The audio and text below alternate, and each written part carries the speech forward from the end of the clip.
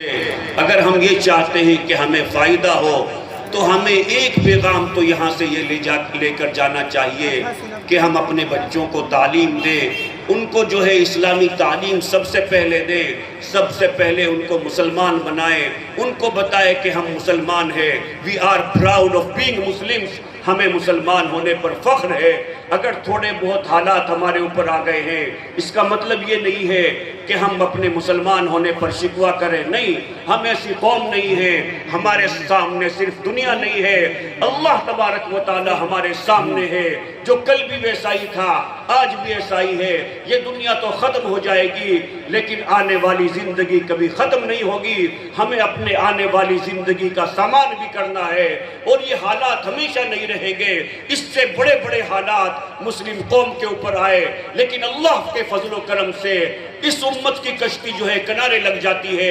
اللہ کو اس امت کو بچانا ہے، یہ قیامت تک باقی رہے گی۔ کل من علیہا فان ویبقا وجہ ربک ذو الجلال والاکرام۔ اگر یہ امت ختم ہو گئی تو قیامت آ جائے گی۔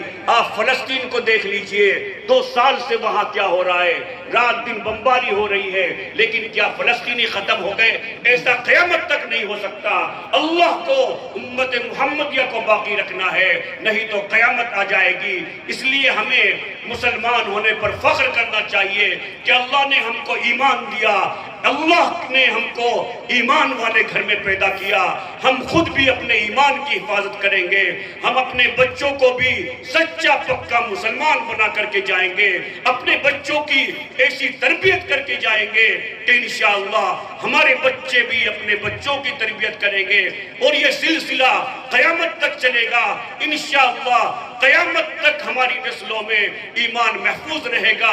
اللہ تبارک و تعالیٰ کے فضل و کرم سے قیامت تک ہماری نسلوں میں کوئی ایسا بدبخت پیدا نہیں ہوگا کہ جو ایمان سے محروم ہو جائے۔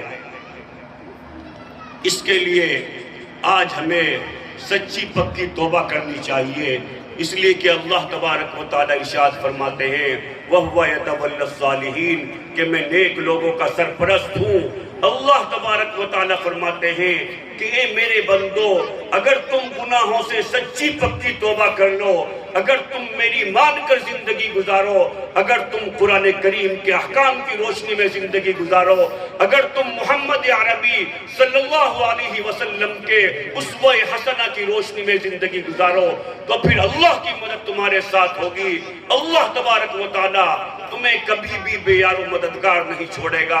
اس لیے آج کی اس مجلس کے اندر، آج کی اس اجلاس کے اندر ہمیں سچی پکی توبہ کرنی ہے اللہ کے سامنے کہ یا اللہ آج تک ہم سے جتنے بھی گناہ ہوئے، آج ہم اس سے سچی پکی توبہ کرتے ہیں، چاہے نماز چھوڑنے کا گناہ ہو، چاہے تکبیر اولیٰ چھوڑنے کا گناہ ہو، چاہے زکوٰۃ نہ دینے کا گناہ ہو، چاہے رمضان کے روزے نہ رکھنے کا گناہ ہو، چاہے اپنے بیوی بچوں کو ستانے کا گناہ ہو، چاہے اپنے مسلمان بھائی کو تکلیف اور ہارٹ کرنے کا گناہ ہو۔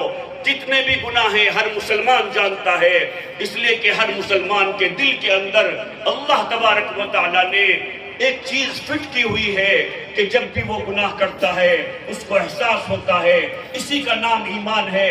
ہم سب لوگ جانتے ہیں ہمارے دلوں میں کون کون سے گناہ ہیں، آج ہم اس سے سچی پکی توبہ کریں۔ یقین جانیے میں منع نہیں کر رہا ہوں، ہمیں اسباب اختیار کرنے چاہیے، لیکن دوسری قوموں کے مقابلے میں ہم بہت پیچھے ہیں۔ اگر ہم اسباب اختیار کریں گے تو بھی 50-100 سال لگ جائیں گے، پھر بھی یقین نہیں ہے کہ ہمارے حالات سدھر جائیں گے۔ لیکن اگر ہم گناہوں سے سچی پکی توبہ کر لیں، اللہ کی مان کر کے زندگی گزاریں، کم سے کم خود اسلام کے اوپر چلیں اور اس بات کا تہیہ کریں کہ کم سے کم ہماری فیملی میں سب لوگ اسلام کے اوپر چلیں گے۔ اور یہ صبح کی اذان سے شروع ہوتا ہے کہ فجر کی اذان کے بعد کوئی بھی ہمارے گھر میں جو 10 سال سے بڑا ہو، ایسا نہیں ہونا چاہیے کہ جو فجر کی نماز نہ پڑھے۔ فجر کی نماز کے بعد پورے گھر والوں کو جو ہے تلاوت کرنی چاہیے، اور اس کے بعد جو ہے تسبیحات پڑھ کر کے اپنے کاموں میں لگنا چاہیے۔ پہلے ایسا ہی ہوتا تھا کہ اگر فجر کے بعد کوئی مسلم محلوں سے گزر جاتا تھا تو عورتیں بھی جو ہے قرآن کریم کی تلاوت کر رہی ہوتی تھی، بچے بھی تلاوت کر رہے ہوتے تھے، بڑے بھی جو ہے تلاوت کر رہے ہوتے تھے۔ ہم نے خود اپنے بچپن میں دیکھا کہ جب تک 1 پارہ 2 پارے سب لوگ گھر کے نہیں پڑھ لیتے تھے تب تک چائے نہیں بنتی تھی۔ آپ لوگ کے گھروں میں بھی ایسا ہوگا، لیکن افسوس کہ آج کل ایسا ہو گیا ہے، اکثر مسلم نوجوان ینگسٹرز رات کو جو ہے موبائل دیکھتے رہتے ہیں، 10 بج جاتے ہیں، 11 بج جاتے ہیں، 12 بج جاتے ہیں، 1 بج جاتا ہے، 2 بج جاتے ہیں۔ جب تک ان کو نیند نہیں آتی، موبائل ان کے سر پر نہیں گرتا، تب تک جو ہے وہ موبائل کو نہیں رکھتے۔ اسی کی نحوست ہوتی ہے کہ صبح فجر کی نماز نہیں پڑھی جاتی، ان کو جو ہے پاکی سے بھی کوئی واسطہ نہیں۔ بہت سے مسلمان ایسے ہیں کہ ان کو یہ تک نہیں پتا کہ طہارت کے مسائل کیا ہیں۔